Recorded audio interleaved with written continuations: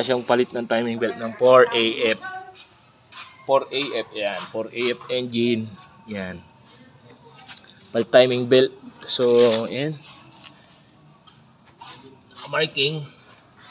Yan yung marking. O, yan.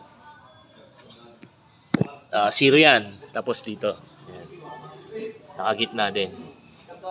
So, yan yung timing ng 4AF, mga kabasyang. So, wala pa. Inaantay ko pa yung pyesa kasi bumili pa sila. Sa 4AF, kailangan mo kasing tanggalin ito. Yung engine support niya. Yan. Kaya medyo mahirap. Sa 2E, nandito kasi yung engine support. Dito. Kaya lang. Yan. So, yung itsura niya. So, dapat ito hindi magalaw-galaw. Kasi pag nagalaw yan, wala ka na sa timing. Pero, dapat alam mo yung timing niya. Yan. Parang sa 2E lang din. Yan.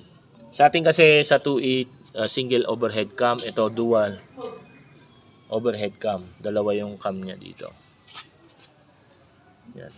Pag nandito. Hindi ko na binuksan. So, ayan. Yung tagas niya pala, yung tagas niya, kasi nakita nyo medyo may parang tagas. Hindi siya sa crankshaft oil seal, hindi rin siya sa camshaft. Dito siya mismo. Ayan, sa oil pan gasket. Yan yung kanyang tagas. And magpapalit kami ng carb mamaya. Pero unahin ko muna, one at a time. Una muna tayo sa timing. Kasi yung pagsabayin. Para malaman ko kung goods yung ginawa ko rito bago ako pupunta doon. Ganun kasi yung diskarte ko. O sa inyo, kung anong diskarte nyo.